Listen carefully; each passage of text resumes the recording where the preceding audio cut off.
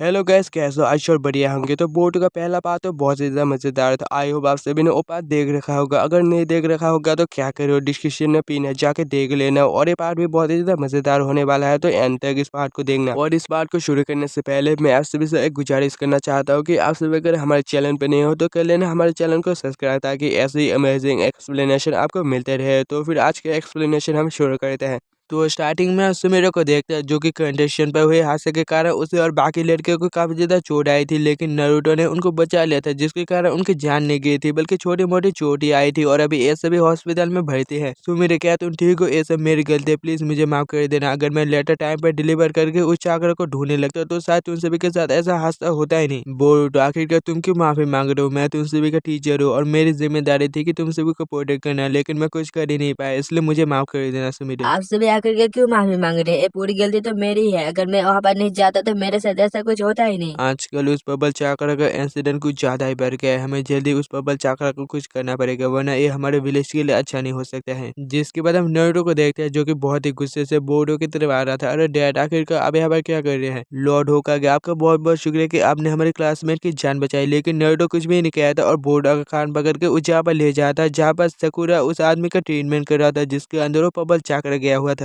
बोर्डो, तुम इस आदमी को देख रहे हो? इसके अंदर 1% मिनी चाकरा बचा हुआ है और तुम्हारे दोस्त की भी जान बार बार बची है। इसलिए मैं तुम सभी को कह रहा हूँ कि ये बच्चों वाला डिटेक्टिव वाला खेल छोड़ दो, क्योंकि तुम सभी का लगे एक बार दो बार साथ देगा, बार बार नहीं। इसलिए यहाँ से अब हम सभी बड़ों को संभाल ले दो और तुम सभी बच्चे इससे दूर रहो। नारुतो, अपने बेटे को इस तरह डांटो मत, और तुम्हारा बेटा जो काम कर रहा है उसे वो करने दो, क्योंकि तुम्हारे बेटे की काबिलियत को मैं तुमसे बेहतर जानता हूँ और तुम्हारे बेटे को कुछ नहीं होगा, इसकी जिम्मेदारी मैं लेता हूँ। सीनो, तुम बोर्डो की जिम्मेदारी ले रहे हो, इसके लिए शुक्रिया। और मुझे पूरा यकीन है कि तुम्हारे रहते बोर्डो और बाकी बच्चे को कुछ नहीं होगा। ये कहते नारुतो वहाँ से गायब हो जाता है। इसके बाद बोर्डो और बाकी सभी दोबारा पोस्ट ऑफिस में चले जाते हैं, लेकिन बोर्डो थोड़ा सा घबराया हुआ होता है, क्योंकि वो और बाकी सभी काफी देर से यहाँ पर काम करने के लिए नहीं आए थे। और इस गुस्से में मैनेजर उनको काम से ही ना निकाल देते भी, वहाँ पर मैनेजर आ जाता है और कहने लगता है, ओ तुम सभी अभी काम पर आए हो, अब चलो जल्दी से अपने काम में लग जाओ। हाँ, हमें लगा था कि अब हमें काम से निकाल देंगे। हाँ, मुझे तुम सभी के ऊपर गुस्सा तो बहुत आया था और मैं तुम सभी को काम से भी निकालने वाला था, लेकिन उसने मुझसे तुम सभी की तरफ से माफी मांगा, इसलिए मैंने तुम सभी को माफ कर दिया। हमें माफ कर देना टायरी, हमारी वजह से तुम्हें माफी मांगना पड़े। अरे कोई बात नहीं, अब चलो आज देख लेते हैं मैप में कि आज हमें कहाँ कहाँ डिलीवर करने जाना है। इसके बाद उससे भी मैप को देख के लेटर डिलीवर करने के लिए निकल जाते हैं और बोट और बाकी से भी इस बार बहुत ही अच्छी तरह से लेटर डिलीवर कर देते। उसके बाद हम सुमेरो को देखते हैं, जो कि अभी तक हॉस्पिटल में भर्ती था, लेकिन उसके दो दोस्तों को हॉस्पिटल से छुट्टी मिल गई थी। तो वो दोनों सुमेरो को बाय कह के अपने पेरेंट्स के साथ घर जाने लगते हैं और सुमेरो उनको देख के काफी ज्यादा अकेला फील करने लगते हैं। फिर हम फिर से बोट को देखते हैं, जो कि कहता है, कम ऑन दोस्तों, अगर हम इस तरह काम करेंगे तो शाम तक काम पूरा नहीं होगा और हम उस चाकर को ढूंढने ही नहीं जा पाएंगे। देव यहाँ पर बिस्किट आके कहता है कि मुझे एक आदमी दिखा है जो कि हर जगह तबाही मचा रहा है, शायद उसके अंदर भी वही चाकर है। तो सभी बोट और बाकी सभी उस जगह पर जाने लग जाते हैं। फिर हम उस जगह को देखते हैं जहाँ पर साई उस जगह की इन्वेस्टिगेशन कर रहा था और साई को एक बूट के ऊपर फिर से एक पौधा दिखा, जिसका मतलब यहाँ पर फिर से बूस्टर जिसका यूज हुआ है। तो यहाँ पर बोट और बाकी सभी भी आ जाते हैं, लेकिन बोट थोड़ा सा गुस्सा था, क्योंकि उसके आने से पहले यहाँ पर सब कुछ खत्म हो चुका था। फिर दूसरे दिन फिर से जब यही हादसा होता है, तो बोट और बाकी सभी यहाँ पर पहुंचने से पहले यहाँ पर सब कुछ खत्म हो चुका था। आखिर ये क्या हो रहा है? हमारे हर जगह पहुंचने से पहले सब कुछ खत्म हो जा रहा है, कहीं कोई हमारी जासूसी तो नहीं कर रहा है। फिर वो सभी दोबारा पोस्ट ऑफिस में चले आते हैं और शिकारे कहता है कि मेरे पास एक बहुत ही अच्छा प्लान है। क्या बात है दोस्तों, तुम तीनों ने हमें यहाँ पर क्यों बुलाया है? कहीं तुम तीनों कोई मुसीबत में तो नहीं फंस गए हो? फिर हम साई को देखते हैं, जो कि कुछ सोच रहा था। तभी यहाँ पर नारुतो आके कहता है कि साई इतना काम भी मत करो, चलो चल के रामेन खाते हैं। तो साई इसके लिए मना कर देता है। तो नारुतो कहता है, मुझे पता है कि शायद तुम पहले फाउंडेशन में काम करते थे और इस सब के पीछे भी शायद फाउंडेशन ही है, लेकिन अब तक तुम फाउंडेशन में काम नहीं करते हो और तुम एक लीव के निंजा हो, तो तुम्हें इतनी फिक्र नहीं करना चाहिए।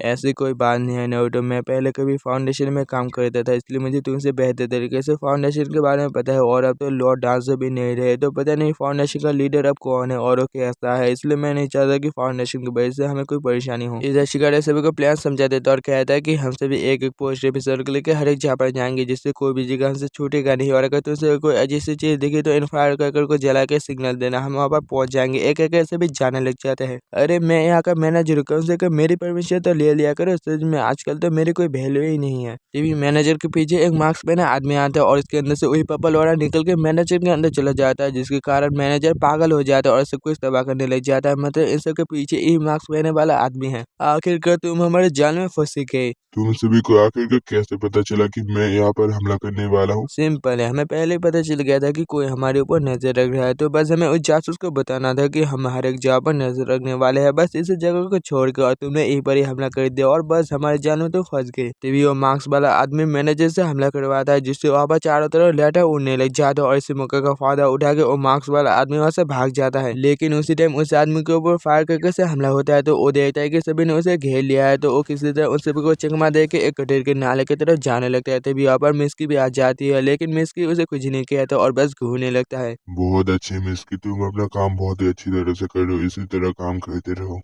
इधर बोर्ड और बाकी को समझ ही नहीं आ रहा था कि मैनेजर को कैसे रोका जाए, क्योंकि बोर्ड और शिकटा जैसे मैनेजर के करीब जाने लगते हैं, मैनेजर उन लेटरों से उनके ऊपर हमला कर देता था। लेकिन वहाँ पर जो पोस्टमैन टायरी था वो उन लेटरों को बचाने की कोशिश कर रहा था, क्योंकि ये लेटर किसी न किसी के लिए तो शायद बहुत ही जरूरी और खास है। और ये बात सुनते मैनेजर एक पल के लिए रुक जाता और इसी मौके का फायदा उठा के किबाबे और बोर्ड मैनेजर को एक मुक्का मार देता है, जिससे मैनेजर दूर जाके गिर जाता है। इसके बाद वो चाकरा उस आदमी से निकलने लग जाता है और वो चाकरा एक बहुत ही बड़े मॉन्स्टर जैसे लग रहा था। फिर वो गायब होने लगता है, बिल्कुल वैसे ही जैसे ओबिटो ने कामुई की मदद से गायब होता था। लेकिन बोर्डो उस चाकरा को गायब होने नहीं देना चाहता था, जिसके कारण वो पेपरों को कुनाई से उसके ऊपर हमला करता है, जिससे वहाँ पर एक बहुत ही बड़ा धमाका होता है। लेकिन फिर भी बोर्डो उसे रोक नहीं पाता और वो चाकरा गायब हो जाता है। फिर थोड़ी देर बाद वहाँ पर लीव के शिनोबी भी आ जाते हैं और मैनेजर को हॉस्पिटल ले जाने लगता है। मुझे माफ कर देना ताहिरी, मेरी वजह से तुम्हें चोट पहुंची और अब तुम्हें इस सारा काम भी करना पड़ेगा। कोई नहीं सर, मैं कर लूंगा। तभी यहाँ पर बिस्की और मेटल लिया जाता है और कहने लगते हैं कि हमें माफ कर देना, हम उस मार्क्स वाले आदमी को पकड़ नहीं पाए। तो शिकाराई कहता है कि उस मार्क्स वाले आदमी की लड़ाई करने की स्किल बहुत हद तक जाने पहचाने थे, शायद हम उसे जानते हैं। ओके दोस्तों, ये सब हम बाद में सोच लेंगे, पहले ये सारे लेटर समेट लेता है, क्योंकि हमें लेटर डिलीवर करने भी जाना है। इसके बाद सीन चेंज होता है और हम एक अजीब से सील को देखते हैं जो कि धीरे धीरे खुल रहा था। और कुछ लोग बात कर रहे थे कि हसीरामा सेल और लोगों के चक्र की मदद से हम इस सील को खोल देंगे, जिससे नियो आजाद हो जाएगा और हमारा प्लान सक्सेसफुल हो जाएगा। फिर रात के समय मिस्की दोबारा अपने स्नेक से बात कर रहा था कि आपने बिल्कुल सही कहा, इस समय फाउंडेशन के घोषित तनाव का हाथ है। तो बताइए अगला ऑर्डर मेरे लिए क्या है? कुछ नहीं, जैसे सब कुछ चल रहा है वैसे सब कुछ चलने दो। जिसके बाद हम एक फ्लैशबैक देखते हैं जहाँ पर मिस्की एक पानी के टैंक के अंदर होता है। उसी टाइम उसके डैड वहाँ पर आके मिस्की को उस पानी के टैंक से निकाल के मिस्की के सर में अपना हाथ सहलाने लगता है। इसके बाद प्रेजेंट में कोनोमारू और शिनो सभी बच्चों का टेस्ट ले रहा था कि सभी को टाइम से पहले फिनिश लाइन को क्रॉस करना पड़ेगा। वही कुछ बच्चे टाइम से पहले फिनिश लाइन को क्रॉस कर दे रहे थे, लेकिन कुछ बच्चे बीच में अटक जा रहे थे। लेकिन बोट और डैंकी और बिस्की सबसे पीछे थे, क्योंकि डैंकी सबसे ज्यादा स्लो था और उसकी वजह से बोट और बिस्की भी पीछे पड़ गए थे। जिसके बाद बोट और बिस्की फिनिश लाइन के सामने एक दीवार था और उसे बड़ी आसानी से वो दोनों क्रॉस कर देते हैं, लेकिन डैंकी उसे क्रॉस नहीं कर पाता और नीचे गिर जाता है। कोई बात नहीं दोस्तों, टाइम खत्म हो रहा है, तुम दोनों आगे जाओ वरना तुम दोनों भी मेरी वजह से फेल हो जाओगे। लेकिन बोट टाइम की फिक्र न करके अपने कुछ शैडो क्लोन बना के नीचे भेज देता है और डैंकी को पकड़ के ऊपर उछाल देता है। लेकिन बोट डैंकी को पकड़ नहीं पाता और डैंकी फिर से नीचे गिरने लगता है। तो बिस्की अपने हाथ को लंबा करके डैंकी को पकड़ लेता है, लेकिन तब तक बहुत ही ज्यादा देर हो चुकी थी, वहाँ पर टाइम खत्म हो चुका था और ये तीनों यहाँ पर फेल हो चुके थे। ये कैसे हो सकता है कि आज मैंने किसी की मदद की? तुम में से कोई भी टाइम पर नहीं पहुंचा, इसलिए मैं तुमसे को फेल कर देता हूँ। हालांकि कुछ टाइम पर पहुंच गए थे, लेकिन ये रिकॉर्ड बहुत ही गंदा है, इसलिए मैं तुम में से किसी को भी पास नहीं कर रहा हूँ। फिर बोट और डैंकी घर जा रहे थे, तो बोट कहता है कि आजकल वो पर्पल चाकर कहीं पर दिखाई नहीं दे रहा, शायद वो काफी ज्यादा डर गया होगा। इतनी जल्दी खुश होने की कोई जरूरत नहीं है, हमें अभी तक उस मार्क्स वाले आदमी का चेहरा नहीं दिखा है, समझे?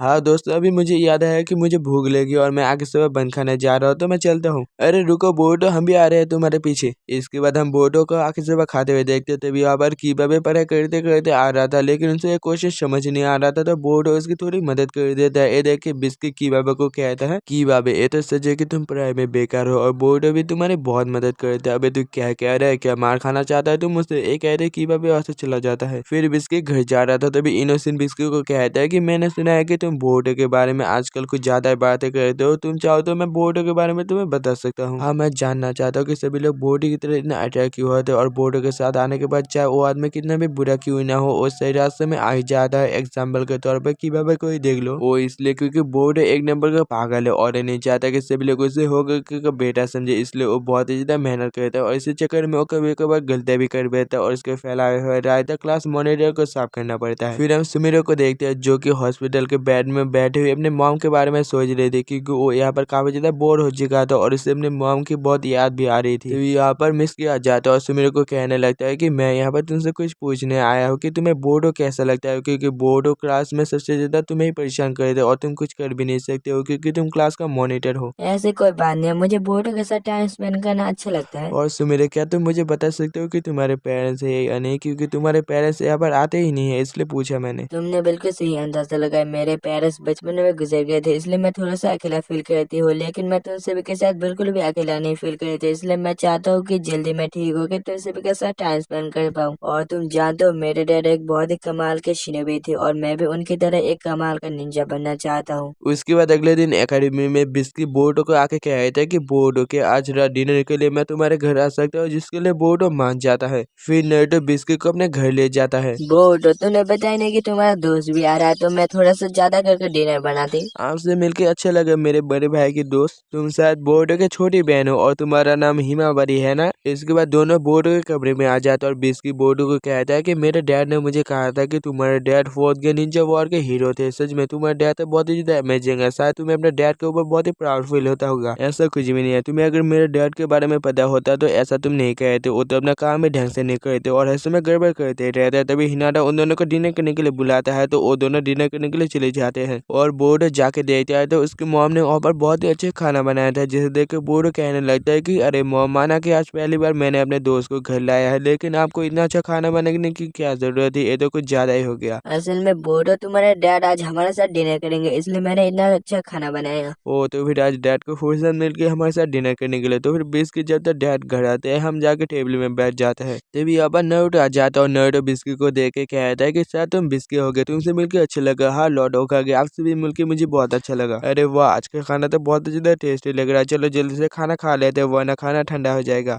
फिर हम होकागे ऑफिस में नारुतो के क्लोन को देखते हैं, जो कि नारुतो ने होकागे ऑफिस में काम करने के लिए छोड़ दिया था। तभी शिकामारु नारुतो को कहता है कि वो बबल चाकरा फिर से दिखाई दिया है, हमें जल्दी से वापस जाना पड़ेगा। ठीक है, मैं जल्द से जल्द उस जगह पर पहुंचता हूँ। आज मैं उस चीज को भागने नहीं दूंगा। ये कहते हैं नारुतो का क्लोन गायब हो जाता है। इधर नारुतो कहता है कि माफ कर देना हिनाटा, आज शायद मैं फिर से तुम सभी के साथ डिनर नहीं कर पाऊंगा। तुम सभी डिनर करो, मुझे एक अर्जेंट काम आ गया है। डैड, आप हर समय ऐसा ही करते हो। आपको क्या हमारे साथ खाना खाने का मन है या नहीं? अगर नहीं है तो आप यहाँ पर आए क्यों हो? ये कहते बोर्डो वहाँ से भाग जाता है तो बिस्की भी बोर्डो के पीछे पीछे जाने लगता है। आखिरकार तुम ऐसा क्यों कर रहे हो बोर्डो? डैड पहले ऐसा नहीं थे, लेकिन जैसे वो होकागे बने तब से वो हमारे ऊपर ध्यान ही नहीं देते, लेकिन पहले वो मेरे ऊपर और हिमाबारी के ऊपर बहुत ही ज्यादा ध्यान देते थे। देखना, मैं वो सब करके दिखाऊंगा जो मेरे डैड कभी नहीं कर पाए थे। मैं एक अच्छी फैमिली बना के दिखाऊंगा। हाँ, मैं भी वो सब करके दिखाना चाहता हूँ जो मेरे डैड कभी नहीं कर पाए थे। तुम और मैं एकदम एक जैसे है, लेकिन अभी तुमने जो किया वो तो गलत है ना। फिर हम उसे मास्क वाले आदमी को देखते हैं जो कि अपना मास्क पहन के कहीं पर जा रहा था और उसके पीछे वो सील थी जिसे हमने पहले सीन में देखा हुआ था।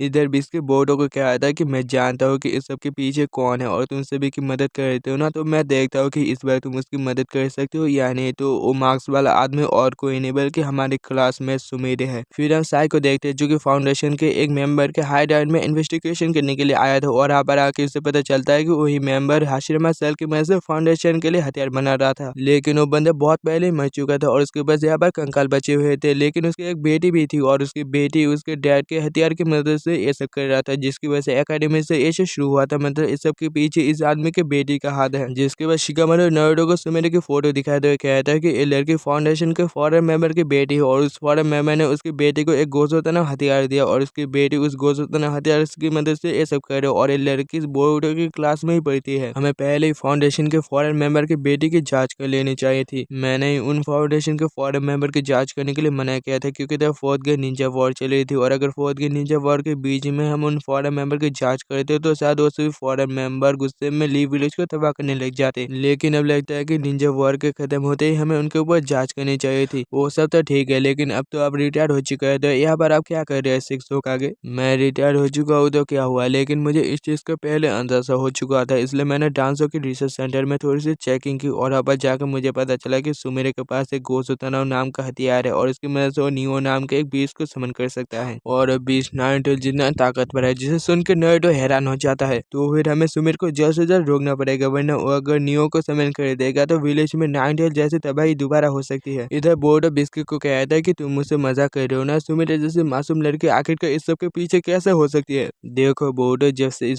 बबल चाकरा का सीन शुरू हुआ है तब से आसपास सुमिरो कहीं ना कहीं मौजूद थी और तुम चाहो तो मैं तुम्हें और भी सबूत दिखा सकता हूँ, लेकिन अब बहुत ही ज्यादा देर हो चुका है क्योंकि सुमिरो लोगों का चाकरा जमा कर रहा था, इसलिए क्योंकि वो अपने मिशन को अंजाम दे सके और अभी उसके पास इतना चाकरा जमा हो चुका है तो शायद वो अभी अपने मिशन को अंजाम देने के लिए गई होगी। फिर हम सुमिरो को देखते हैं जो कि सेंजू पार्क की तरफ जाते हुए अपने डैड के बारे में सोच रहा था कि उसके डैड उसे न्यू का सील देते हुए कहता है कि ये पूरा लीव विलेज हमारा दुश्मन है और तुम्हें फाउंडेशन की तरफ से लीव विलेज का बदला हमारा लेना है। उधर साई को अंदाजा हो गया था कि सुमिरो न्यू की मदद से किस जगह पर हमला करने वाला है। इधर सुमिरो जैसे सेंजू पार्क में पहुंचते अचानक से साई यहाँ पर आके सुमिरो के गर्दन में मार के उसे बेहोश कर देती है, लेकिन बेहोश होने से पहले सुमिरो वहाँ पर नियो को समन कर देते हैं जो कि एक टाइगर जैसा लग रहा था और नियो अपने टेल की मदद से भी शिनोबी का चाकरा चूसने लग जाता है, लेकिन उसी टाइम काकाशी वहाँ पर आके अपने लाइटिंग स्टाइल से नियो के टेल को काट देता है। वही सुमिरो इस मौके का फायदा उठा के यहाँ से भाग जाते हैं। उधर काकाशी अस्टार जैसे से नियो के चारों तरफ अर्ध वॉल बना देता है ताकि नियो विलेज के अंदर जाके तबाही न मचे पाए। इधर बोर्ड और बिस्की दूर से ऐसा होते हुए देख रहा था तो बोर्ड कुछ भी न सोच के उस जगह पर जाने लग जाता है। सुनो बिस्की, अब तुम्हारा नया मिशन ये है कि तुम उस लड़की को खत्म कर दो। अच्छा, जैसे आपकी इच्छा, तो फिर अब मेरा नया मिशन ये है कि उस लड़की को खत्म कर देना। वही बोर्डो काकाशी के अर्धवॉल के करीब आ चुका था और वो देखता है कि नियो के टेल काकाशी के अर्धवॉल के बाहर जा रहा था। उधर काकाशी और शायद नियो के टेल को जितनी बार भी काटता वो पहले से दुगना होकर रीजनरेट हो जाता था। इधर बिस्की बोर्डो को कहता है कि तुम हर किसी की मदद करते हो ना, तो अब देखता है कि तुमने विलेज को खतरे में डाल के सुमिरो को बचाते हो या सुमिरो को खत्म करके अपने विलेज को बचाते हो। दोनों में से किसी एक को चूज कर लो। ऑब्वियसली मैं दोनों को ही बचाऊंगा। मुझे पहले ही पता था कि तुम ऐसा ही कुछ कहोगे, इसलिए मैंने इसका भी बंदोबस्त कर लिया था। एक कहते थे बिस्की अपने स्नेक क्लोन से बोर्डो को पकड़ लिया था और जाने से पहले कहता है कि मेरे पीछे मत आना वरना तुम्हें बहुत ही पछताना पड़ेगा। एक कहते बिस्की और से चला जाता है। वही काकाशी और बाकी शिनोबी मिलकर नियो के चारों तरफ बैरियर बना देता है ताकि नियो के टेल विलेज में जाके हम लोगों का चाकरा ना छूटे पाए। इधर नियो काकाशी और बाकी के ऊपर हमला कर देता है, लेकिन काकाशी और बाकी शिनोबी नियो को रस्सी से पकड़ लेते। उसी टाइम वहाँ पर नारुतो आ जाता और कहने लगता है तो उन सभी को ज्यादा चोट तो नहीं आई, अब पीछे हट जाओ, यह सब मैं संभालता हूँ। एक कहते हैं नारुतो अपने नाइन टेल मोड में आ जाता है। रुक जाओ नारुतो, ये 20 लोगों का चाकरा एब्जॉर्ब कर सकते हो और इसने अगर तुम्हारा 9 टेल चाकरा एब्जॉर्ब कर लिया तो बाद में इसे लेने में हमें बहुत ही ज्यादा परेशानी होगी और वैसे भी इसे लोगों का चाकरा एब्जॉर्ब करने के लिए बनाया गया था ताकि ये लोगों का चाकरा एब्जॉर्ब करके बाद में एक बॉम्ब की तरह फंस सके। और नियो अगर तुम्हारा चाकरा एब्जॉर्ब करके यहाँ पर फंस जाता है तो शायद लीव विलेज का नामो निशान मिट जाएगा, इसलिए तुम अपने 9 टेल चाकरा की मदद से घायल शिनोबी को हील करो। और इसके बाद हम बोर्डो को देखते हैं जो कि किसी तरह शैडो क्लोन जुत्सु का यूज करके बिस्की की शैडो क्लोन को धो देता है और अपने बैग को गन से देखता है तो नियो के अंदर से वही पर्पल वाला निकल के विलेज के एक पहाड़ी इलाके की तरफ जा रहा था, मतलब सुमिरो भी वही परे होगी। तभी बिस्की सुमिरो के ऊपर हमला कर देता है, लेकिन सुमिरो बिस्की के हमले को किसी तरह रोक लेता है। आखिरकार तुम्हें मेरे बारे में कैसे पता चला कि मैं यहाँ पर हूँ? वो इसलिए क्योंकि जब मैं हॉस्पिटल में तुमसे मिलने के लिए आया था तब मैंने अपना एक स्नेक तुम्हारे अंदर छोड़ दिया था। तो फिर तुम्हें मेरे बारे में पहले से ही पता था कि मैं इस सब के पीछे हूँ? ये सब क्या क्या कुछ भी फायदा नहीं है क्योंकि मुझे तुम्हें मारने का ऑर्डर मिला है। एक कहते बिस्की सुमिरो को पकड़ के नीचे गिरा देता और उसे मारने के लिए बिल्कुल तैयार हो जाता है। तभी यहाँ पर बोर्डो आके बिस्की को रोक लेता और कहता है तो फिर ये सब कुछ सच है, इस सब के पीछे तुम ही हो सुमिरो, लेकिन तुम लीव विलेज को तबाह क्यों करना चाहते हो? वो इसलिए क्योंकि मेरे डैड फाउंडेशन के मेंबर थे और उनकी आखिरी इच्छा थी कि मैं लीव विलेज को तबाह कर दूं, इसलिए उन्होंने मुझे नियो की सील दी और अब मेरे लिए तुम और ये विलेज कुछ नहीं मायने रखता। तो अगर तुम्हें मुझे रोकना है तो मुझे खत्म कर दो वरना तुम सभी इस विलेज के साथ खत्म हो जाओ। मुझे पहले से पता था कि ये सब कुछ होने वाला है, इसलिए मैंने तुम्हें यहाँ पर आने के लिए मना किया था, लेकिन अब ज्यादा देर भी नहीं है तो इसे खत्म करके सब कुछ पहले जैसा कर देता है। एक कहते हैं बिस्की और सुमिरो एक दूसरे के ऊपर हमला कर देता है, लेकिन बोर्डो उन दोनों के बीच में आ जाता है। बोर्डो के बैक गन से बिजली निकलने लगती है जिसे देख के सुमिरो डर जाते हैं। उधर नियो एकदम ओबिटो के कामों की तरफ फिर से टेलीपोर्ट हो रहा था और वो टेलीपोर्ट होकर बोर्डो और सुमिरो की लड़ाई के मैदान में आ जाता है। तुम्हें मेरा चाकरा भी चाहिए तो ले लो, मैं देने के लिए तैयार हूँ। ये कहते वो बीच सुमिरो को खा जाता है जिसे देख के बोर्डो उस पोर्टल के अंदर चला जाता है और पीछे पर सुमिरो का पेंडेंट छूट जाता है, जिसके बाद हम शिकारा को देखते हैं जो कि बोर्डो को ढूंढते ढूंढते इस जगह पर चला आता है और वो कहने लगता है कि आखिरकार ये क्या हो रहा है, सुमिरो अपने बेड से गायब है और बोर्डो भी गायब है, कहीं इस बार सुमिरो के ऊपर ही पर्पल चाकरा तो नहीं चला गया है। उसके बाद हम नारुतो को देखते हैं जो कि नियो के गायब होने के बाद अपने सेज मोड की मदद से नियो के प्रेजेंस को महसूस करने की कोशिश करता है, लेकिन उसे नियो की प्रेजेंस कहीं पर भी महसूस नहीं होती। तो काकाशी कहता है हम सभी जिन समनिंग एनिमल को समन करे थे वो किसी न किसी वॉल से होता है, इसलिए तुम उनको अपने सेज मोड से सेंस कर पाओगे, लेकिन नियो किसी वॉल से है ही नहीं बल्कि एक डायमेंशन में से है, इसलिए तुम उससे अपने इसलिए सही मोड से सेंस नहीं कर पाओगे नारुतो। जिसके बाद हम बोरुतो को देखते हैं जो कि नियो के डायमेंशन में आते ही सबसे पहले नियो बोरुतो की खातिरदारी करता है थोड़ी, तो बोरुतो नोटिस करता है कि नियो जब विलेज में था तब वो बहुत ही बड़ा और खतरनाक था, लेकिन अब वो बहुत ही ज्यादा छोटा हो चुका है। शायद नियो का जमा किया हुआ चाकर अब खत्म हो चुका है, इसलिए वो इतना छोटा हो चुका था। अब इस साल अब जल्दी से बता, क्या तुमने सुमिर को खा लिया है तो जल्दी से उसे निकाल, वरना मुझसे बुरा क्यों नहीं होगा। एक कहते बोरुतो अपना शैडो क्लेम बना के नियो से लड़ने लग जाता है, लेकिन बोरुतो नियो के सामने 1 मिनट भी नहीं टिक पा रहा था और नियो बोरुतो को टक्कर मार के उसे खत्म करने वाला था। तभी बिस्की वहां पर आके अपने हाथ को लंबा करके बोरुतो को बचा लेता है। बोरुतो तुम जिसे बचाना चाहते हो और दूर से इस मॉन्स्टर को कंट्रोल कर रहा है, तो इसे बचाने का क्या फायदा, मेरे पास एक प्लान है, तुम बस मेरे अकॉर्डिंग चलो। जिसके बाद बोरुतो ऊपर जितने भी बड़ी बड़ी रस्सियां थे उन सभी रस्सियों में पेपर बम लगा देता है और नीचे बिस्की नियो का ध्यान भटकाने लगता है। फिर बोरुतो अपने बैकुगान से नियो को देखता है तो उसका बिग पॉइंट उसके टेल के बीच में होता है, तो बोरुतो नियो के बिग पॉइंट में हमला करता है, जिससे नियो दर्द के मारे चिल्ला होता है और ऊपर जितने भी पेपर बम बोरुतो ने लगाए थे वो सभी फंस जाते हैं और ऊपर जितने भी बड़ी बड़ी रस्सियां थे वो सभी नियो के ऊपर गिर जाता है, जिससे नियो वही बड़े दबके रह जाता है। उसके बाद विस्की अपने लाइटिंग स्टाइल से नियो को खत्म करने वाला था, तभी यहाँ पर कोई वाटर स्टाइल से दीवार बना देता और ये और कोई नहीं बल्कि सुमिरे होती है। सुमिरे अब ज्यादा देर भी नहीं हुई है, हमारे साथ विलेज चलो, सब कुछ ठीक हो जाएगा। तुम्हारा दिमाग तो ठीक है बोरुतो, मैंने विलेज के खिलाफ एक जंग छेड़ दिया है। अब चाहे मैं लीव विलेज जाऊँ या ना जाऊँ तो भी लीव की शिनोबी मुझे नहीं छोड़ेगी। और वैसे भी मैं लीव विलेज से बहुत ही ज्यादा नफरत करता हूँ क्योंकि मेरे डैड ने वॉर में बहुत ही ज्यादा मदद की है, लेकिन वॉर खत्म होते ही सभी लोगों ने उन्हें क्रिमिनल की तरह ट्रीट किया और हमें ना चाहते हुए भी फाउंडेशन के अंधेरे कमरे में रहना पड़ा। और मेरे मॉम को तो कोई कसूर भी नहीं है, लेकिन उन्होंने कभी अंधेरे के सिवाय रोशनी नहीं देखी और उस जगह पर ही अपना दम तोड़ दिया। फिर मेरे डैड ने बस लीव विलेज से बदला लेने के लिए मुझे पाल पोस के इतना बड़ा किया और न्यू के सील देते हुए वो भी चल बसे, लेकिन मरते मरते बस उन्होंने लीव विलेज से बदला लेने के लिए मुझे कहा था, इसलिए मैं अपने मॉम और डैड का बदला लीव विलेज से लेके ही रहूंगा। एक कहते सुमिर अपने वाटर पिस्टल से उनके ऊपर हमला कर देता है, तो वो दोनों उस हमले से बच जाते हैं और बिस्की सुमिर के ऊपर हमला करते हुए कहने लगता है कि तुम्हारे पीठ में जो गोजो तनाव बना हुआ है मुझे वो चाहिए, चाहे तुम जिंदा हो या मुर्दा, इससे मुझे कोई फर्क नहीं पड़ता। फिर दोनों एक दूसरे के ऊपर कुनाई से हमला करने के लिए आगे बढ़ रहे थे, तभी फिर से बोरुतो उन दोनों के बीच में आ जाता है और सुमिर का कुनाई बोरुतो को लग जाता है। क्या तुम एक सेकंड के लिए रुक सकते हो? बिस्की सुमिर वैसे लड़की नहीं है जैसे तुम उसे समझ रहे हो, बल्कि वो तो बहुत ही दयालु है और जब भी मेरी और सरदा की लड़ाई होती है वो हमेशा बीच में आके उसे रोकने की कोशिश करते हैं। सच में वो बुरी लड़की नहीं है। क्या ये सब कुछ काफी है तुम्हें किसी के ऊपर भरोसा करने के लिए? सच में जब भी मैं तुम्हें समझने की कोशिश करता हूँ और भी ज्यादा उलझ जाता हूँ, लगता है कि तुम्हें समझना मेरी बस की बात नहीं है और मुझे भी लगता है कि सुमिर बुरी लड़की नहीं है। जिसके बाद बोरुतो अपने बैकुगान से देखते हैं तो सुमिर के अंदर से भी वो चाकरा निकल गया था, जिसे देख के बोरुतो कहता है कि डैंकी और बाकी की तरह तुम्हारे अंदर से भी वो पबल चाकर निकल गया था। क्या नियो ने तुम्हें अपने कंट्रोल में कर लिया था इसलिए तुम ऐसा बन गई?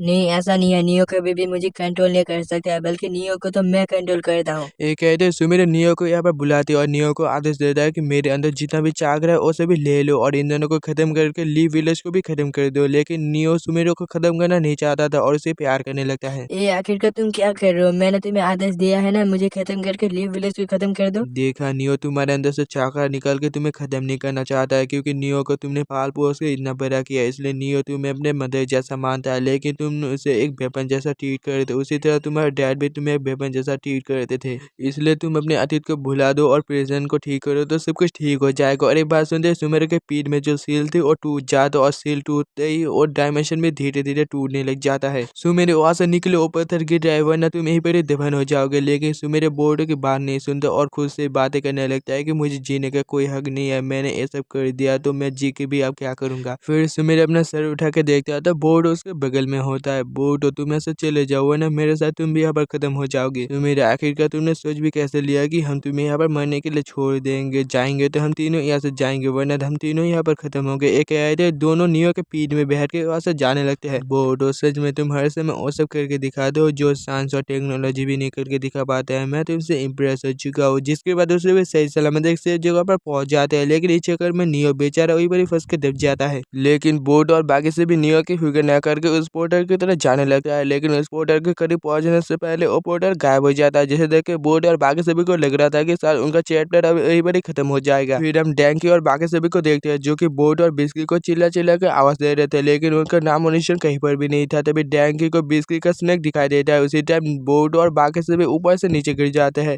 अरे बोरुतो आखिरकार तुम सभी खजूर की तरह ऊपर से नीचे कैसे गिरे। डैंकी और बाकी सभी तुम सभी का बहुत बहुत शुक्रिया। तुम सभी अगर हमें आवाज नहीं देते तो शायद हमें बाहर निकलने का रास्ता ही नहीं मिलता। तुम सभी का बहुत बहुत शुक्रिया। इसका दिमाग तो ठीक है, ये आखिरकार हमें इतनी बार शुक्रिया क्यों कह रहा है और हमारे आवाज देने से इसकी जान कैसे बच गई। तभी यहाँ पर साई आ जाता और कहता है कि तुमसे बच्चे आखिर सुबह सुबह यहाँ पर क्या कर रहे हो और सुबह तुमने जो कुछ भी किया वो फाउंडेशन की वजह से किया, इसलिए तुम्हें सजा नहीं मिलेगी क्योंकि फाउंडेशन की वजह से पहले मैंने भी बहुत गलत काम किए थे, लेकिन तुम्हें मेरे साथ होकर के ऑफिस में आना पड़ेगा। जिसके लिए सुमेर मान जाते हैं, लेकिन वो थोड़े से उदास थे क्योंकि उसने नियो को खो दिया था। उसके बाद वो साई के साथ होकर के ऑफिस में जाने लगती है। चलो आखिर में सब कुछ ठीक हो गया, अंत वाला तो सब कुछ भला। बोर्ड और शायद हमें एकेडमी जाना चाहिए क्योंकि सुबह हो चुकी है। आखिरकार तुम्हें क्या कह रहे हो, उस डायमेंशन में रहते हुए तो बस हमें 1 ही घंटा हुआ था और यहाँ पर पूरी रात गुजर चुकी है। मेरी मॉम ने अगर ये बात सुना तो वो तो मुझे मार ही डालेगी। चलो जल्दी से एकेडमी चलो। फिर सीन चेंज होता है और हम शिनो को देखते हैं जो कि सभी बच्चों का दीवार में चढ़ने का टेस्ट ले रहा था, जहाँ पर सभी बच्चे दीवार में बहुत ही अच्छी तरह से चढ़ रहे थे, लेकिन डैंकी दीवार में अच्छी तरह से चढ़ ही नहीं पा रहा था। जिसके बाद सभी बच्चे डैंकी के पास आके अपने अपने तरीके से डैंकी को दीवार में चढ़ने का टिप्स एंड ट्रिक्स दे रहे थे, लेकिन डैंकी को घंटा भी ऐसा समझ नहीं आ रहा था। अगर मैंने दीवार में चलने वाले जिसको को मास्टर नहीं किया तो शायद ईबाबे की तरह मैं भी इस साल फेल हो जाऊंगा और मुझे अगले साल अपने जूनियर के साथ फिर से टेस्ट देना पड़ेगा। मैं ये नहीं चाहता हूँ। तभी यहाँ पर ईबाबे आ जाता और ईबाबे ने डैंकी की सारी बात सुन लिया था। देखो डैंकी, बहाने बनाने से कुछ नहीं होता है, सब कुछ करके भी दिखाना पड़ता है, समझे। एक कहते ईबाबे और से चला जाता है। डैंकी, मुझे लगता है कि तुमने ईबाबे के बारे में एक अच्छा नहीं किया, उससे बहुत ही ज्यादा बुरा लगा होगा क्योंकि वो भी तो पढ़ाई में बहुत ही ज्यादा मेहनत कर रहा है, बिल्कुल तुम्हारी तरह। फिर सीन चेंज होता और डैंकी दीवार में चढ़ने की प्रैक्टिस कर रहा था, लेकिन उसे हो नहीं रहा था। तभी यहाँ पर मेटल आ जाता और कहता है कि सीधा सीधे दीवार में चढ़ने से कुछ नहीं होता, पहले तुम्हें खुद को मजबूत भी करना पड़ेगा। तो अगर तुम खुद को मजबूत करना चाहते हो तो मेरे साथ ट्रेनिंग करो। जिसके बाद हम मेटल को एक पहाड़ के ऊपर चढ़ते हुए देखते हो, वो भी एक हाथ से, लेकिन डैंकी 2 हाथ से भी पहाड़ के ऊपर नहीं चढ़ पा रहा था और उसका हाथ फिसल के वो नीचे गिर रहा था। तभी रॉक ली वहाँ पर आके मेटल ली को बचा लेता है। क्या तुम यहाँ पर मेरे बेटे के साथ ट्रेनिंग करने के लिए आए हो? ये तो बहुत ही अच्छी बात है, तुम जब चाहो यहाँ पर मेरे बेटे के साथ ट्रेनिंग करने आ सकते हो और अगर तुम्हें कोई मदद चाहिए तो तुम मुझसे बेझिझक पूछ सकते हो। जिसके बाद वहाँ पर ट्रेनिंग करते हुए शाम हो चुकी थी और डैंकी काफी ज्यादा थक भी चुका था। अब मुझे समझ आ गया है कि तुम्हें किस चीज की जरूरत है और वो क्या है। तुम्हें असल में जरूरत है मेरे इस यूनिफॉर्म के। इस यूनिफॉर्म को मेरे मास्टर ने डिजाइन किया था और ये वाटर प्रूफ और फायर प्रूफ भी है। इसे पहन के मैं एक ही दिन में अकेडमी से ग्रेजुएट हो गया था। अब समझा कि मेटल को इतने घटिया कॉस्ट्यूम पहनने की आदत कहाँ से पड़ी। उसके बाद हम बोट और बाकी सभी को एक रेस्टोरेंट में खाना खाते हुए देखे, लेकिन ईबाबे बुक लेकर वहाँ पर बैठा हुआ था क्योंकि उसे इस बार ग्रेजुएट होना था और अच्छे नंबर लाना था, और जिसके कारण वो बोर्ड से एक सवाल के बारे में पूछता है और बोर्ड ऐसे ईबाबे को जवाब देता है जिससे ईबाबे का सर ही घूम जाता है। इसके बाद हम डैंकी को देखते हैं जो कि दीवार में चलने की प्रैक्टिस कर रहा था और वो पहले से बहुत ही अच्छी तरह से दीवार में चढ़ पा रहा था। फिर हम ईबाबे को देखते हैं जो कि सीनो से अपनी मार्कशीट लेते हुए आ रहा था और उसे काफी गंदे मार्क्स मिले थे, जिसके कारण वो टेंशन में पड़ गया था। तभी वो खिड़की से डैंकी को देखता है तो वो डैंकी से मिलने के लिए नीचे चला आता है। तुम आखिर के यहाँ पर क्या कर रहे हो? अरे कुछ नहीं, मैं तो बस यहाँ पर टहलने के लिए आया था। देखो भाई, तुम इस तरह कभी भी दीवार में नहीं चढ़ पाओगे। अगर दीवार में चढ़ना चाहते हो तो मुझे देखो और सीखो। एक कहते ईबाबे दीवार में चढ़ के डैंकी को दिखाता है, जिसे देख के डैंकी को भी थोड़ा बहुत समझ आता है और वो भी दीवार में चढ़ जाता है थोड़ा बहुत। ईबाबे, तुम्हारा दीवार में चलने वाला जुस्सू बाकी से काफी अलग और कमाल का है, क्या तुम इसके बारे में मुझे और बता सकते हो? हाँ क्यों नहीं, चलो चलते चलते बात करते हैं। उसके बाद वापस शाम हो जाती है और ईबाबे डैंकी को कहते हैं कि जब मेरे सभी दोस्त ग्रेजुएट होकर एक ज्ञानी बन गए थे, बस मैं ही अकेला एकेडमी में रह गया था, तब मुझे बहुत ही बुरा लगा और मेरे सभी दोस्तों ने कहा कि तुम्हारे बस की बात नहीं है ग्रेजुएट होना। इसलिए मैंने तब फैसला कर लिया कि जो भी हो, लेकिन इस बार मैं अच्छे नंबर उठाया कि ग्रेजुएट होकर ही छोड़ूंगा और दोबारा उस शर्मिंदगी बर्दाश्त नहीं करूंगा। तभी ईबाबे के पॉकेट से उसके टेस्ट पेपर गिर जाता और डैंकी वो देख लेता है जो कि ईबाबे को काफी गंदे मार्क्स मिले थे।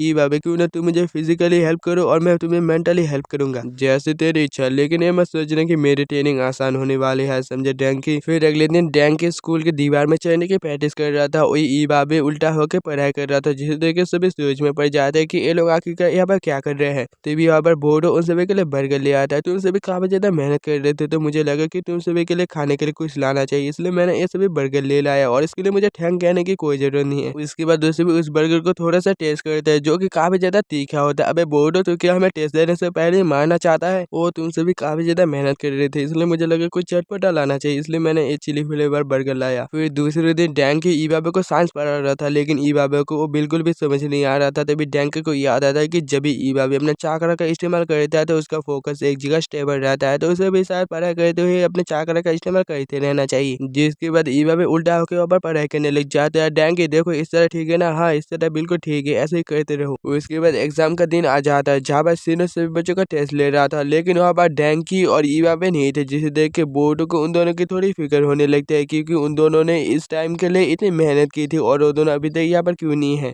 मुझे लगता है कि तुम्हारे बकवास चिली फ्लेवर बर्गर खा के उन दोनों का पेट खराब हो गया होगा, क्योंकि हमारा भी हो गया था। और ये बात सुनकर बोर्डो घबरा जाता है, क्योंकि इस बार अगर इवाबे बोर्डो से फेल हो जाता है तो शायद इवाबे बोर्डो को छोड़ेगा नहीं। फिर हम डैंकी और इवाबे को देखते हैं, जो कि काफी ज्यादा मेहनत करके एकेडमी जा रहे थे एग्जाम देने के लिए। तभी रास्ते में उन्हें एक बिल्डिंग के अंदर आग लगे हुए देखते हैं, तो वो लोग उस तरफ जाते हैं। वहीं पर ही एक लेडी चिल्ला के कह रही थी कि मेरे 2 बच्चे अभी भी बिल्डिंग के अंदर ही है, कोई जाकर उसे बचा लो। नहीं इवाबे, अभी हम इनकी मदद करने के लिए नहीं जा सकते, क्योंकि एग्जाम के लिए हम पहले बहुत ज्यादा लेट हो चुके हैं, और पता है ना इस एग्जाम के लिए हम दोनों ने कितनी ज्यादा मेहनत की है, इसलिए चलो अभी हम यहाँ पर नहीं जा सकते हैं। लेकिन इवाबे डैंकी की बात नहीं सुनता और बिल्डिंग के अंदर चला जाता है बच्चों को बचाने के लिए। इवाबे जल्द से जल्द बच्चों को बचा के बाहर आओ, वरना इस साल भी फिर से तुम फेल हो जाओगे एग्जाम में। उधर इवाबे बच्चों को लेके नीचे के दरवाजे से निकलने का प्लान करता है, लेकिन आखिरकार वो दोनों वहाँ से जा भी नहीं पाते। इसलिए इवाबे सोचता है कि यार इस बिल्डिंग का जो फायर सिस्टम है उसे वो ठीक करेगा, जिससे यहाँ पर पानी गिर के ये आग बुझ जाएगी। इधर डैंकी को इवाबे का वेट करना सही नहीं लगता, इसलिए वो रॉक लेकर दिया हुआ सूट पहन के वो भी बिल्डिंग के अंदर चला जाता है।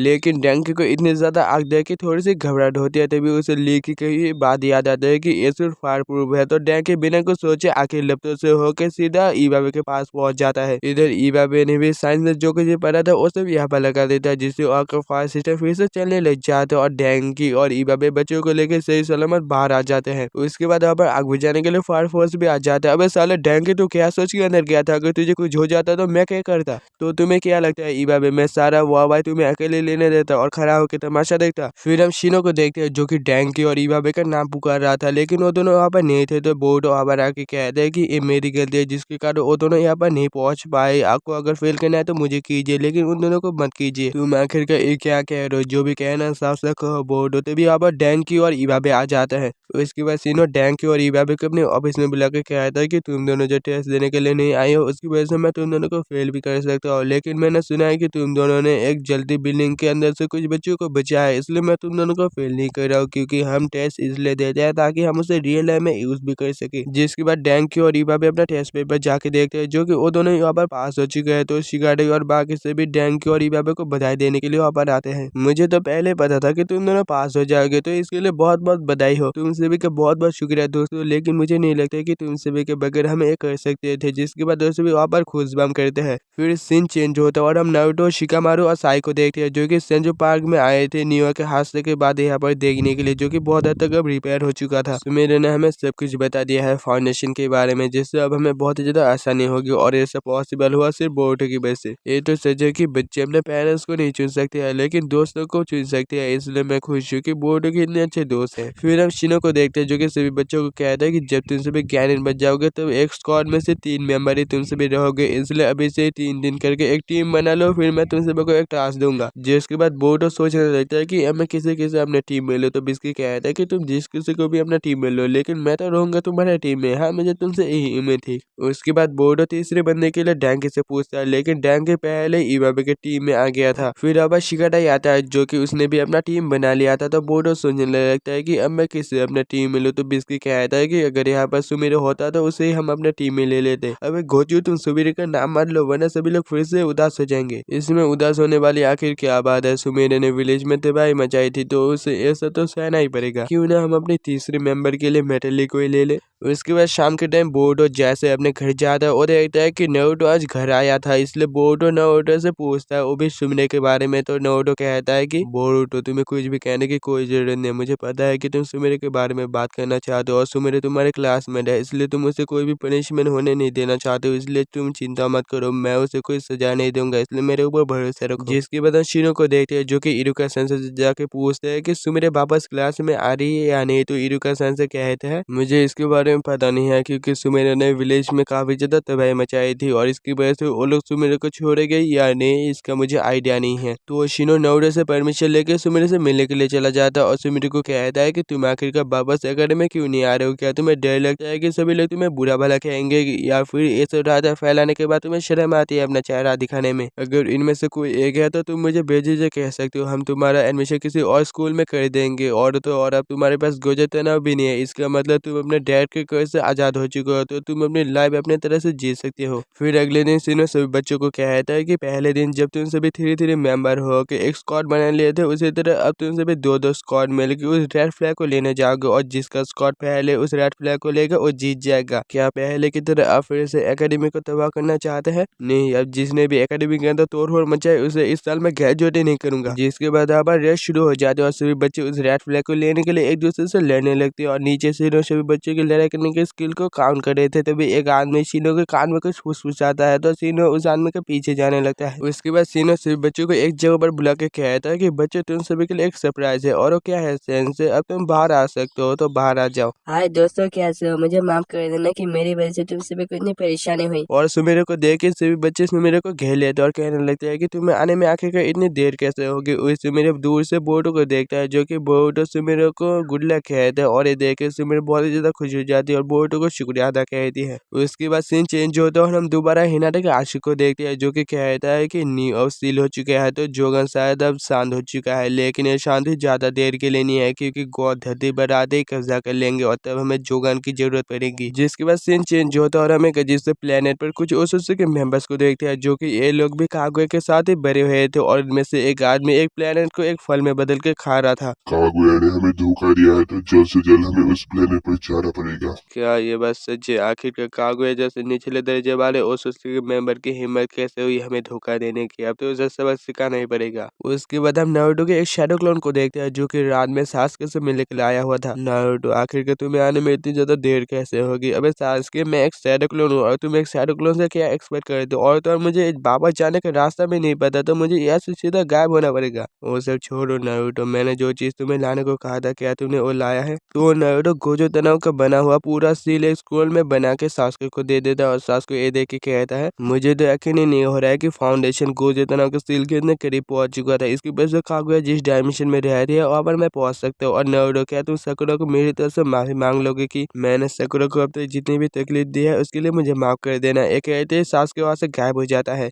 इसमें तुम्हारी कोई गलती नहीं है सासुके, बल्कि ऐसा तो मेरी गलती है जिसकी वजह से तुम्हें ऐसा करना पड़ रहा है। उसके बाद सीन चेंज होता है और हम सराडा को देखते हैं जो कि बाजार से सब्जियां खरीद के घर जा रहे थे, तभी और बोट और बाकी सभी को देखते हैं जो कि एक चलती ट्रेन पर बैठे हुए थे, तभी उस ट्रेन से वो सभी उतर जाते हैं। बोरुतो, यार आखिरकार तू मेरी बात क्यों नहीं मानता? एक काफी ज्यादा डेंजरस है। अरे कुछ नहीं होता, मैं हर समय ये सब करता रहता हूँ। ओ तो भी तुम भी यहाँ पर हो सराडा, क्यों ना तुम हमारे साथ फिशिंग करने के लिए जाओ, क्योंकि इस ढक्कन ने कहा था कि ये कभी भी फिशिंग करने के लिए नहीं गया है, इसलिए हम इसे लेके फिशिंग करने के लिए जा रहे थे, तो तुम भी हमें ज्वाइन कर सकते हो। मुझे तुम सभी को ज्वाइन करने में कोई दिलचस्पी नहीं है और वैसे भी मुझे घर जाके खाना बनाना है। और एक बात, तुम सभी ऐसा स्टूपिड जैसे हर समय ट्रेन के छत पर क्यों बैठे रहते हो? ट्रेन के अंदर क्यों नहीं बैठ सकते हो? इस तरह अगर तुम सभी में किसी को चोट लग जाए तो क्या होगा? तुम चिंता मत करो, हमें कुछ नहीं होगा और इसमें बहुत ही ज्यादा मजा आता है, तो तुम भी ट्राई कर सकते हो। नहीं, मुझे ट्राई नहीं करना। अगर मैं ट्राई करूंगा तो तुम में और मुझ में क्या फर्क रह जाएगा? उसके बाद अगले सीन में साकुरा एक ट्रिप पर जाने के लिए अपना सामान पैक कर रही थी, तो वो सराडा को कहते हैं कि तुम्हें छोड़ के मुझे जाने का मन नहीं कर रहा है, तो सराडा कहते हैं कि आप चले जाइए, वैसे भी आपको बहुत समय बाद छुट्टी मिली है तो आप जा सकती है। वैसे मोम, आप मुझे बताएंगे कि ये चीज किसका है और आप ये किसका लेके आई है? ओ, ये टेडी तो मेरे एक पेशेंट का है। उसने कहा था कि ये टेडी उसके लिए बहुत ही खास है और ये थोड़ा सा फट गया था, इसलिए मैंने इसे सीलने के लिए अपने घर ले लाया। तो तुम मुझे ये टेडी दे दो, मैं चाहते हुए इसे दे दूंगा। तभी यहाँ पर इनो साकुरा को बुलाने के लिए आ जाते हैं और ये देख के सराडा साकुरा को कहते हैं कि आपको तकलीफ उठाने की कोई जरूरत नहीं है, मैं ही उस पेशेंट को ये टेडी दे दूंगा। जिसके बाद अगले दिन सीने सभी बच्चों को पानी में चलने वाला जुस्सु सिखाते हुए कह रहा था कि सभी अपने चाकरा का फोकस अपने पैरों में लगाओ, तभी तुम पानी में अच्छी तरह से चल पाओगे। पानी में चलने के लिए तो बोर्ड है ना सेंस, तो हमें ये जैसे सीखने की क्या जरूरत है? तो सीनो अपने जुस्सु से आगे पानी के लहर को थोड़ा सा तेज कर देता है जिससे सभी बच्चे पानी में गिर जाते हैं। देखा बच्चों, अगर तुम सभी कभी भी बोट लेके समुद्र में जाओ और आगे तेज लहर से तुम्हारी बोट डूब जाए तो तुम सभी भी ज्यादा देर सर्वाइव नहीं कर पाओगे। फिर सराडा जैसे अपने घर आते हैं हॉस्पिटल से, उस बच्चे का कॉल आती है कि वो टेडी बेयर उसके लिए बहुत ही खास है, तो आज ही उसे वो टेडी बेयर चाहिए। जिसकी वजह से सराडा स्टेशन में चली जाती है और ट्रेन के अंदर बैठे उसे उसकी मॉम का एक लेटर मिलता है जहाँ पर उसकी मॉम ने उसे लिखा हुआ था कि सराडा, तुम्हारा बहुत बहुत शुक्रिया, तुम्हारी वजह से मैं स्टेशन पर आ सकी और मुझे पूरा यकीन है कि मेरे पीछे तुम घर का बहुत अच्छा ख्याल रख रही हो। और इतने में स्टेशन आ जाता है तो सराडा हड़बड़ी में बाहर आ जाती है, तभी उसे याद आता है कि वो टेडी बेयर तो उसने ट्रेन के अंदर ही छोड़ दिया है। जिसके बाद हम बोट और बाकी सभी को देखते हैं जो कि नदी के पास मछलियां पकड़ने के लिए आए थे, लेकिन उनको वहाँ पर एक भी नहीं मछलियां मिले थे। तो बोट कहता है कि तुम फिक्र क्यों कर, तो मेरे पास एक सीक्रेट जगह है जहाँ पर मैं हर समय मछलियां पकड़ने जाता हूँ और मुझे पक्का यकीन है कि वहाँ पर मैं मछलियां जरूर मिलेंगी। इधर सराडा कुछ बिल्डिंग को देखती देखती है और कहता है कि अगर मैं इन बिल्डिंग के ऊपर से जाऊँ तो मैं अगले स्टेशन में जल्दी पहुंच जाऊंगा, लेकिन अगर मैं ऐसा करूंगा तो बोट और मुझ में क्या फर्क रह जाएगा। तो सराडा अगले स्टेशन तक दौड़ के चली जाती है और उसे टिकट काउंटर पर एक बूढ़ी औरत मिलती है जो कि बहुत ही धीरे से टिकट को ले रहा था। तो सराडा उसकी थोड़ी मदद कर देती है जिसके कारण उसका ट्रेन फिर से छूट जाता है। तो इस बार सराडा दौड़ के ट्रेन के छत के ऊपर चढ़ जाती है और वहाँ से देखते है कि यहाँ से विलेज का नजारा बहुत ही अच्छा लग रहा था, इसलिए बोट और बाकी सभी को ट्रेन के छत पर बैठने में इतना मजा आता था। वही इस ट्रेन के अंदर बोट और बाकी सभी भी बैठे हुए थे और शिकाटाई को कुछ गड़बड़ लगती है तो खिड़की से बाहर झाँक के देखती है, लेकिन वहाँ पर कोई भी नहीं था। इन सभी इडियट को इतने सारे ट्रेन में बस एक ट्रेन मिले थे सफर करने के लिए। क्या बात है शिकाटाई, कुछ गड़बड़ है क्या?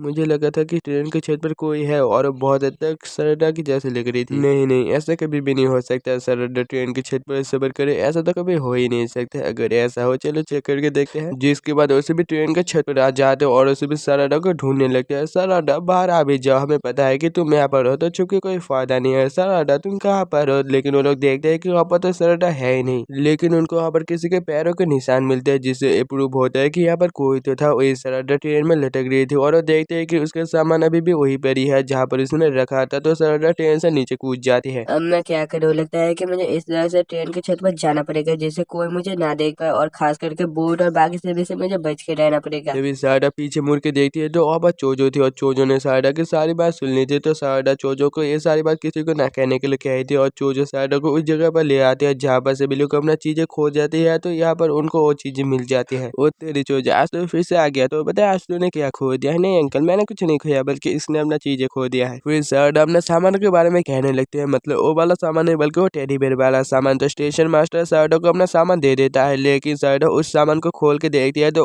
वो टेडी बेयर नहीं था बल्कि कोई और ही टेडी बेयर था। जिसके बाद सराडा और चोजो एक भूतिया सामान जिसका है उसे ढूंढने लगते हैं, लेकिन वो उसे कहीं पर भी नहीं मिलता। तो चोजो सराडा को एक ऐसे मार्केट में ले आता है जिसे सराडा ने कभी नहीं देखा था। हेलो दादी, कैसे हो? मुझे लगा था कि आप टपक गए होंगे, लेकिन आपको जिंदा देख के खुशी हुई। वैसे मैं इस सामान के बारे में आपसे पूछने के लिए आया था। तुम्हें पता है ना चोजो, मैं फ्री में कोई काम नहीं करता, लेकिन तुम अगर मुझे वो चीज का पैकेट दोगे तो शायद मैं तुम्हें इसके बारे में बता सकता हूँ। ओ, तो फिर आपको इस चिप्स का पैकेट चाहिए? ठीक है, मैं इस चिप्स का पैकेट आपको दे दूंगा, लेकिन पहले हमारा काम तो कर दीजिए। ये डॉल हिडन वाटरफॉल से आई है। ऐसी डॉल को वहाँ के लोग अपने पूर्वजों को श्रद्धांजलि देने के लिए नदी में बहा देते हैं। तो अब तो मैंने बता दिया, तो वो चिप्स का पैकेट तो मुझे दे दो। इसके बाद हम हिडन वाटरफॉल के लोगों को देखते हैं जो कि वहीं पर एक बुढ़िया के पास शारदा की डॉल थी और उस बुढ़िया शारदा की डॉल को नदी में बहा देने के लिए वहाँ के लोगों को दे देती है। इधर शारदा दौड़ते हुए हिडन वाटरफॉल के पास जा रही थी और वहाँ पर जाके देखते हैं कि उन लोगों ने शारदा का टेडी बेयर नदी में बहा दिया था। तो वो शारदा फोकस करके पानी में चलने वाला जूस यूज करके उस पैकेज को पकड़ लेता है। तभी वहाँ से बोट और बाकी से भी आ जाते हैं और बोटों को देख के शारदा का ध्यान भटक जाता है और वो पानी में गिर जाती है। इनोसी ने भी तुमने कुछ सुना? ऐसा लगे कि कोई पानी में धराम से गिरा है। तभी शारदा पानी के अंदर से बाहर आती है। शारदा, तुम आखिरकार पानी के अंदर क्या कर रहे थे? बहुत ही ज्यादा गर्मी थी, इसलिए मैं पानी के अंदर स्विमिंग कर रहा था। तुमसे इससे कोई प्रॉब्लम है? जिसके बाद अगले सीन में सकुरा अपना ट्रिप पूरा करके वापस घर आ गई थी और शारदा को कह रहे थे कि तुम मेरा बहुत बहुत शुक्रिया, तुम्हारी वजह से आज मैंने बहुत ही ज्यादा एंजॉय किया। वैसे तुमने वो टेडी बेयर उसके मालिक को पहुंचा दिया है?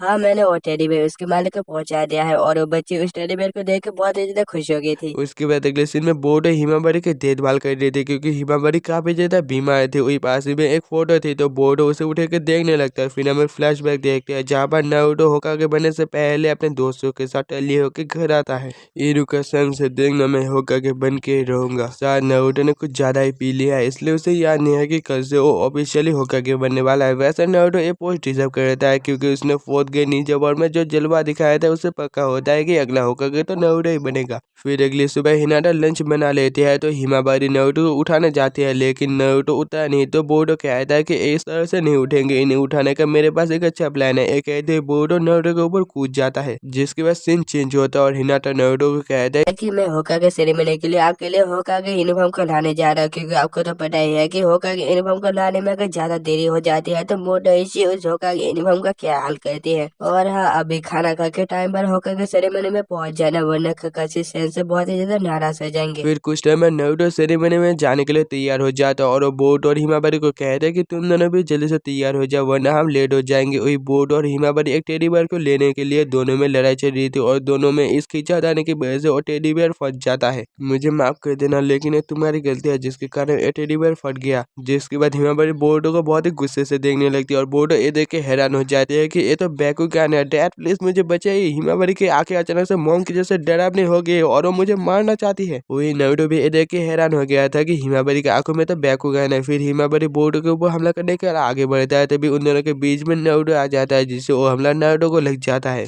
इधर सेरेमनी में काकाशी सैंसे कहते हैं कि आज से मैं इन सबसे आजाद हो जाऊंगा और हॉस्पिटल में जाकर जिराया सैंसे की तरह मजे करूंगा और रिसर्च करूंगा। अब तो खुद ही रिटायर होकर आराम करेंगे और साथ में पीछे हमारे लिए इतना सारा काम छोड़ के जा रहे हैं। सच में आप बहुत ही ज्यादा खुदगर्ज इंसान है। तभी यहाँ पर हिनाटा नारुतो के लिए होकागे यूनिफॉर्म ले आती है, तो काकाशी हिनाटा को कहता है कि नारुतो अभी तक यहाँ पर क्यों नहीं पहुंचा। होकागे सेरेमनी जल्दी शुरू होने वाला है, तो हिनाटा काकाशी को कहता है कि मैं उन्हें अभी बुला के लाता हूँ। फिर हिनाटा जैसे घर पहुंचते हैं, वो ये देख के हैरान हो जाते हैं कि नारुतो फर्श में बेहोश पड़ा हुआ था और उसके चाकरा पॉइंट में किसी ने हमला किया था, जिसके कारण वो सारा दिन शायद आज यहीं पर बेहोश ही पड़ा रहेगा। इधर सेरेमनी में नारुतो अभी तक नहीं पहुंचा, जिसके कारण सभी लोगों का सब्र का बांध टूट रहा था। इसलिए काकाशी को एक बहुत ही बड़ा कदम उठाना पड़ा था और वो कहता है, देवी और सज्जनों, मेरा नाम है काकाशी हताके और मैं आज से अपने होकागे का पद छोड़ता हूँ और मेरी जगह 7 होकागे बनेंगे। वो इंसान जिसने फोर्थ के निंजा वार में सभी को रास्ता दिखाया था और कोई नहीं बल्कि हमारा नारुतो उज़ुमाकी है। हालांकि कुछ लोगों को पता चल रहा था कि ये नारुतो नहीं बल्कि कोई और है। इधर हिमावरी बोर्डो को ढूंढ रही थी और बोर्डो एक स्टोर रूम के अंदर छुपा हुआ था, लेकिन हिमावरी अपने बैकुगान की वजह से बोर्डो जहाँ पर भी क्यों ना छुप जाए उसे वो ढूंढ ही लेता था। और प्रेजेंट में बोर्डो कहता है कि और उस दिन से मैंने कान पकड़ लिया कि मैं हिमावरी को और कभी भी गुस्सा नहीं दिलाऊंगा। लेकिन अभी हिमावरी बहुत ही ज्यादा बीमार है, फिर भी हमारे डैड थोड़ा सा टाइम निकल के हिमावरी को देखने भी नहीं आ सकते हैं। तभी यहाँ पर नारुतो आ जाता है और नारुतो को देख के बोर्डो कहता है कि आज आपको काम नहीं है। हाँ, मुझे आज बहुत ही ज्यादा काम है, लेकिन मैंने वहाँ पर अपना शैडो क्लोन छोड़ दिया है। फिर कुछ टाइम बाद हिनाटा किचन में खाना बनाने के लिए आते हैं, तो वहाँ पर बाप बेटों की पहले लड़ाई चल रही थी कि नारुतो कहता है कि आज हम एग बनाएंगे और एग सेहत के लिए बहुत ही अच्छा होता है, तो बोर्डो कहता है कि नहीं, आज हम बिरयानी खाएंगे। तुम दोनों को जो भी करना है वो बाहर जाके करो, मेरे किचन में हंगामा मत बचाओ। ये कहते हिनाटा उन दोनों को घर से निकाल देता है, तो नारुतो कहता है कि अब हम क्या करें, चलो कुछ खाने चलता है। फिर नारुतो बोर्डो को इचिरा को शॉप में ले जाके कहता है कि यहाँ पर मैं तब से आ रहा हूँ जब मैं तुम्हारी उम्र का था। है अब हमें एक खाना पड़ेगा। एक बार तो तुम इचिरा को नूडल को चख कर देखो तो तुम इसके दीवाने हो जाओगे। फिर नारुतो इचिरा को नूडल की तारीफ करने लगता है कि इचिरा को नूडल ऐसा है वो ऐसा है।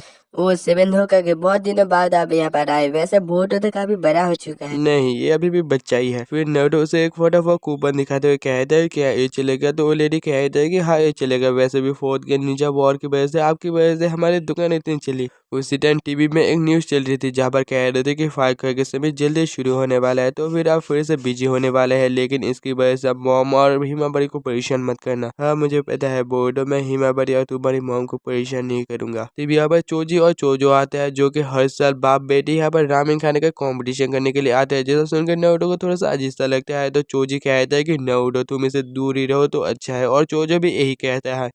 उसके बाद नारुतो कहता है कि इस शॉप में बहुत से ऐसे चीज है जो बदल चुके हैं, लेकिन इस शॉप में मेरी बहुत से यादें जुड़ी हुई है। उधर चोजी और चोजो को रामेन परोसे थे और चोजो रामेन खाते हुए कहते हैं कि क्या लगता है डैड, इस बार हम लेजेंडरी वुमेन का रिकॉर्ड तोड़ देंगे। डैड क्या आप मुझे बताएंगे कि ये दोनों कौन से लेजेंडरी वुमेन की बात कर रहे हैं? तुम्हें जानने की कोई जरूरत नहीं, बस अपना खाना खाओ। उधर वो दोनों रामेन खाते खाते दोनों ही बेहोश हो जाते और चोजो कहते हैं कि हम इतना करीब थे लेजेंडरी वुमेन का रिकॉर्ड तोड़ने के, फिर वो भी बेहोश हो जाती है। पता नहीं दोनों कौन से लेजेंडरी वुमेन की बात कर रहे हैं। तो नारुतो इशारा करके बोर्डो को दिखाता है और बोर्डो ये देख के हैरान हो जाता है कि वहाँ पर उसकी मॉम का फोटो लगा हुआ था सबसे ज्यादा रामेन खाने के रिकॉर्ड करने का। उसके बाद हम हिनाटा को देखते हैं, जो कि बोर्डो और हिमावरी दोनों सो जाते हैं। नारुतो को कहते हैं कि ये फोटो तब की है जब तुम होकागे बने थे। हाँ, मेरा होकागे बनने का सपना तो पूरा हो गया है, लेकिन अभी पूरा विलेज मेरा एक फैमिली है और मुझे इस पूरा विलेज का भी ख्याल रखना है। मैं तो बिल्कुल एकदम थर्ड होकागे के जैसे बात कर रहा हूँ। तुम बचपन से ऐसे थे नारुतो, तुम्हारा होकागे बनना ड्रीम था और तुमने उस ड्रीम को पूरा भी कर लिया, लेकिन तुम रुके नहीं बल्कि दूसरे सपने के पीछे भागने लगे। सच में तुम्हें पति के रूम में पाके मैं धन्य हो गया। जिसके बाद सीन चेंज होता है, हम रॉक ली को देखते हैं, जो कि अपने बेटे मेटल ली को ट्रेनिंग दे रहा था। उसी दूसरी तरफ साई भी अपने बेटे इनोशिन को ट्रेनिंग दे रहा था। इनोशिन का तुम मुझे बताओगे ये तुमने क्या किया? डैड, आपका तरीका पुराना हो चुका है, इसलिए मुझे लगा कि इसमें थोड़ा सा कलर भर देना चाहिए, और वैसे भी black and white base colour थोड़ी ना अच्छा लगता है। वही शिकारे भी अपने शैडो पैरालिसिस जुत्सु को और भी बेहतर करने के लिए अपने अपने डैड के साथ ट्रेनिंग कर रहा था, लेकिन उधर बोरुतो अपने डैड के होकागे स्टोन को और भी ज्यादा सुंदर बनाने में लगा हुआ था। ये लड़का पता नहीं कब सुधरेगा, ये अपने डैड को परेशान करने का एक मौका भी नहीं छोड़ता। तभी उस होकागे स्टोन के ऊपर नारुतो आ जाता है। बोरुतो, मैंने तुम्हें कितनी बार कहा कि ये सब मत किया करो, लेकिन तुम मेरी बात सुनते क्यों नहीं हो। ये कहते हैं नारुतो बोरुतो के ऊपर एक मुक्का मारता है, लेकिन वो तो बोरुतो के पास एक क्लोन होता है। जिसके बाद बोरुतो नारुतो को इडियट कह के और से भाग जाता है। फिर बोरुतो भागते भागते उसे साराडा मिलता है, तो बोरुतो साराडा को चुप रहने को कहता है और खुद ही गटर के अंदर छुप जाता है। तभी यहाँ पर नारुतो आ जाता है और नारुतो बोरुतो के बारे में साराडा से पूछ लिया, तो साराडा सामने इशारा कर देता है और नारुतो उस तरह चला जाता है। साराडा, तुम्हारा बहुत बहुत शुक्रिया कि तुमने मेरे बारे में डैड को नहीं बताया। पता नहीं ये किस तरह के होकागे है, जरा से होकागे स्टोन को कुछ कहने से बहुत ही ज्यादा गुस्सा हो जाता है। तभी बोरुतो देखता है कि वो हिल नहीं पाता, क्योंकि शिकामारु ने बोरुतो को अपने शैडो पैरालिसिस से पकड़ लिया था। बोरुतो, तुम अपने डैड को इतने ज्यादा परेशान क्यों कर रहे हो। होकागे बहुत ही बिजी इंसान है, और अगर अपने सेज मोड का यूज कर रहे ना, तो उन्हें तुम्हें ढूंढने के लिए एक सेकंड का भी टाइम नहीं लगेगा, समझे। मुझे ये बात पता है, इसलिए तो मैं ये सब कर रहा हूँ ताकि डैड सीरियस होकर मुझे पकड़ने की कोशिश करे। इसे समझाने का कोई फायदा नहीं है। ऐसी कह रहा है, तुम जाकर लॉस 7 को जल्दी यहाँ पर लेके आओ। ओ शिट, ठीक है, लाता हूँ मैं। उसके बाद अगले सीन में साराडा एक रेस्टोरेंट में खाना खा रहे थे, और दूसरी तरफ मेटाली और ली अपने हाथ के बाद ट्रेनिंग कर रहे थे, वहाँ से गुजर रहे थे। तो साराडा उनको बहुत ही ध्यान से देखती है। साराडा, क्या तुम मुझे बताओगे तुम क्या सोच रहे हो। मैं असल में एग्जाम के बारे में सोच रहा हूँ। एग्जाम के बाद तो हमारे पास बहुत ही फ्री टाइम होगा, तो तुम क्या करोगे। मैंने अपने डैड के साथ प्रॉमिस किया था कि मैं उनके साथ ट्रेनिंग करूंगा एग्जाम के बाद। तभी यहाँ पर चोजो के डैड आ जाते हैं, तो चोजो अपना मुंह फेर लेता है, जिसे देख के साराडा इसकी वजह पूछता है। तो चोजो कहता है कि तुम उसके हाथ में वो चीज का पैकेट देख रहे हो ना, ये दिखा के वो शॉप कर रहे हैं। पता नहीं किस तरह के इंसान है, कभी कभार तो लगता है कि ये मेरा डैड है ही नहीं। तुम्हें क्या लगता है साराडा।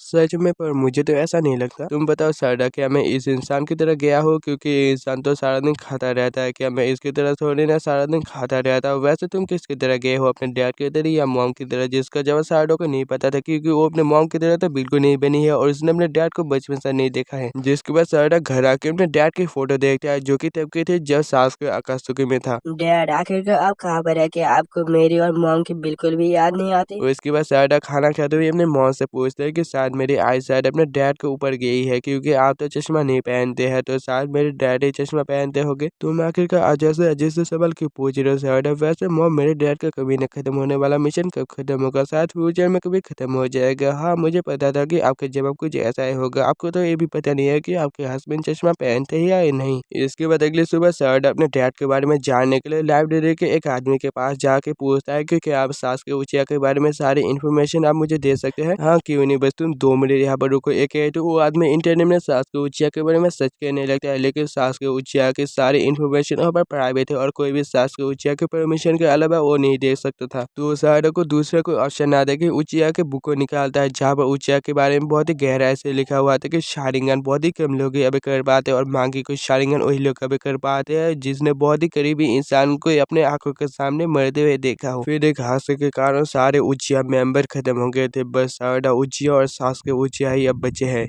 फिर साराडा अपने घर जाके अपने मॉम से पूछता है कि आखिरकार डैड का मिशन अभी तक खत्म क्यों नहीं हो रहा है। क्या सच में अब उसकी वाइफ है भी या नहीं। तुम्हें आखिरकार बार बार एक क्या हो जाता है। तुम सच में मेरी और सासुके उचिया की बेटी हो, और ऐसे अजय से बातें करना बंद करो, समझी। मैं अजीब से बातें नहीं कर रहा हूँ, बल्कि आपके और सासुके उचिया का रिश्ता बहुत ही अजीब है। और ये बात सुनते सकुरा को आ जाता है गुस्सा, और उस जमीन पर एक जोरदार मुक्का मारता है, जिससे पूरी जमीन टूट जाती है। मुझे माफ कर देना कि मैंने इस तरह तुमसे बिहेव किया है, लेकिन तुम्हारा डैड एक मिशन पर है, और वो एक ना एक दिन खत्म होकर हमारे पास जरूर आएंगे। क्या सच में आपको यही लगता है। मुझे तो ये भी नहीं लगता है कि उनको ये बात पता है या नहीं कि उनकी एक बेटी भी है। उसी टाइम सकुरा ने जो जमीन पर पंच मारा था, उसके कारण उनका पूरा घर ही टूट के बिखर जाता है, जिसे देखकर सकुरा बेहोशी हो जाती है। फिर कुछ टाइम बाद वहाँ पर सिजुने आते हैं, और सिजुने सकुरा को देख के कहते हैं कि कुछ टाइम से हम बहुत ही ज्यादा बिजी थे, और इस स्ट्रेस के कारण शायद सकुरा बेहोश हो गई है। मैं इसे हॉस्पिटल ले जा रहा हूँ, क्या तुम भी हमारे साथ आओगी। नहीं, मुझे काम है, तो आप जाइए, मैं बाद में आ जाऊंगी। जिसके बाद साराडा अपने डैड का फोटो को उठाते और उसे निकाल के देखती है, तो वो हैरान हो जाता है, क्योंकि उसके बगल में एक औरत थी जो कि सेम टू सेम उसी के जैसे ग्लासेस पहने थे, और उसे थोड़ा सा शक भी होता है कि ये औरत उसकी इसलिए मॉम तो नहीं। उसके बाद साराडा एक रेस्टोरेंट में बैठी हुई थी, और वहाँ पर भी अपने डैड का फोटो को ही देख रही थी। तभी पीछे से उसे कुछ आवाज सुनाई दी थी, और पीछे चोजो की फैमिली बैठी हुई थी, जो कि वो सभी बात कर रहे थे। तुम जितना हो सके उतना ज्यादा खाना खाओ, तो तुम बहुत ही ज्यादा स्ट्रांग हो जाओगे। मुझे कि आपके जैसा समझो कि बार बार मैं बस खाना खाते ही रहो। आपने मुझे गुस्सा दिला दिया है, तो मैं आज से जा रही हूँ। हेलो चोजो, तुम आखिरकार यहाँ पर क्या करो। साराडा, मैं तुम्हें एक सीक्रेट बताना चाहता हूँ, प्लीज किसी को मत कहना। वहाँ पर जो लोग बैठे हैं, तुम्हें क्या लगता है उनमें से कोई मेरे पेरेंट्स हो सकते हैं।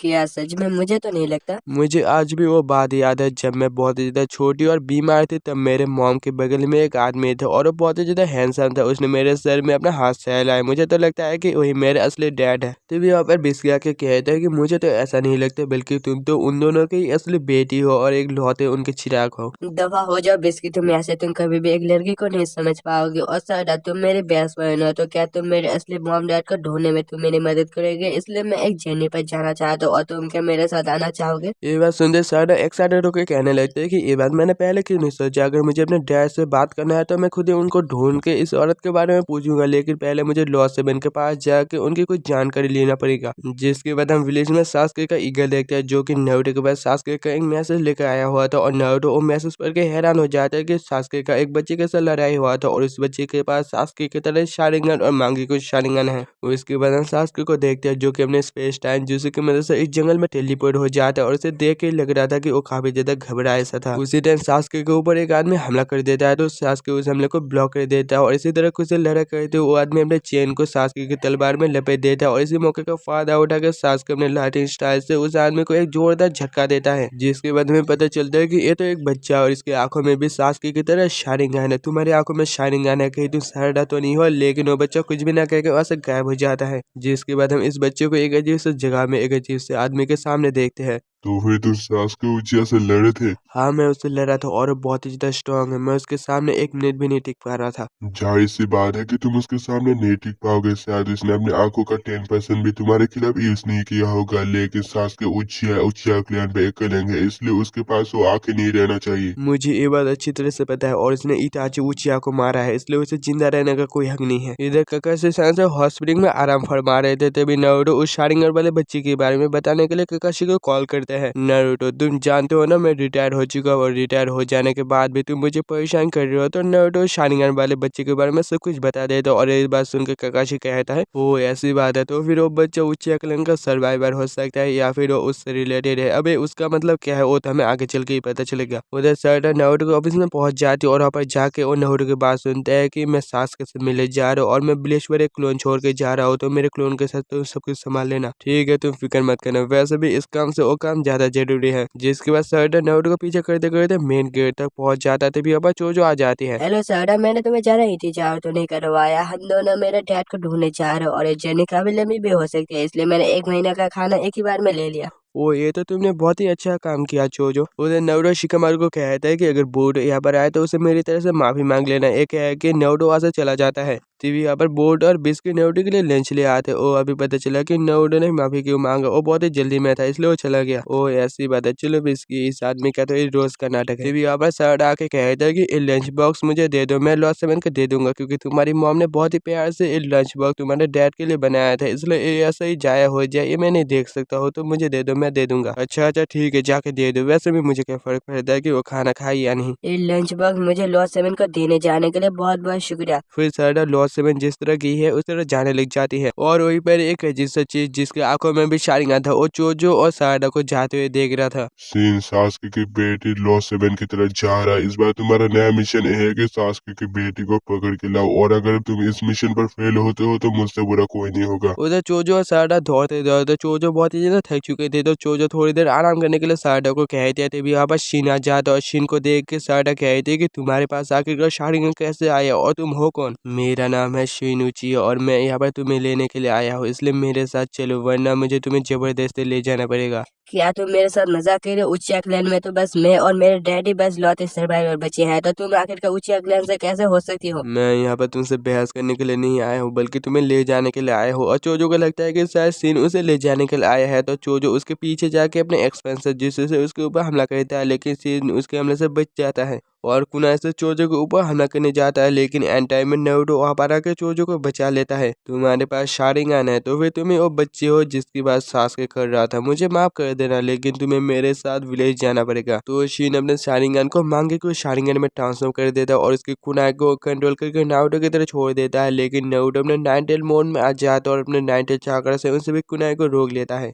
नारुतो इस शारिंगन वाला लड़का कोई आम लड़का नहीं है, इसलिए तुम इसे हल्के में मत लेना और अच्छी तरह से रहना इसके साथ। कुरामा, मैं तुम्हारी सलाह को याद रखूंगा, लेकिन मुझे लगता नहीं कि ये बच्चा मेरे सामने टिक पाएगा। एक है कि नारुतो अपने नाइटो चाकरा से उस बच्चे के ऊपर हमला करने लग जाता और वो बच्चा नारुतो के हमले से बच के उस छोटे शारिंगन वाली चीज के पास चला जाता है। शिनोबे के इस दौर में नारुतो उज़ुमाकी इकलौते ऐसे इंसान है जिसका मुकाबला कोई नहीं कर सकता और इनको लड़ते हुए देखना बहुत ही फख्र की बात है और तुम उनके सामने जीत नहीं पाओगे, इसलिए अभी के लिए ऐसे चलो। एक है तो वो छोटा चिरकुट अपने कामों के यूज करके शीन को वहाँ से ले जाता है। लॉस 7 वो लड़का आखिरकार मेरे पीछे क्यों पड़ा था, और जब मैंने उसके नाम पूछा तो उसने कहा कि वो भी उच्चा क्लैन से है, लेकिन ऐसा कैसे हो सकता है? तुम क्या डर गए थे सारदा? तुम मत डरो, जब तक मैं यहाँ पर तुम्हारे साथ हूँ कोई भी तुम्हें छू भी नहीं सकता और हर समय मैं तुम्हें प्रोटेक्ट करूंगा। और एक बार तुमने अपने डैड को कभी भी नहीं देखा है ना, तो मैं उनसे मिलने जा रहा था, तो क्या तुम दोनों मेरे साथ आओगे? जिसके लिए सारदा मान जाते और वो सोचने लगते है कि फाइनली मैं अपने डैड से मिलूंगी। जिसके बाद काफी लंबे सफर के बाद वो सभी ऊंचा पर पहुंच जाते हैं जहाँ पर सास्किया है, लेकिन वो सभी ऊंचा पर पहुंचने से पहले चोजो कहते हैं कि बस मैं इससे ज्यादा और नहीं चल सकती हूँ, थोड़ी देर आराम कर लेते हैं तब वहाँ पर जाएंगे हम। लेकिन सारदा अपने डैड से मिलने के लिए काफी ज्यादा एक्साइटेड थी, जिसके कारण वो वॉशरूम का बहाना बना के आगे चली जाती और इसी एक्साइटमेंट के कारण सारदा के शारिंगन का वांटो में जाग जाता है। इसके बाद सारदा जैसे उस कैसल के अंदर जाते हैं उसकी मुलाकात सास्किया से होती है।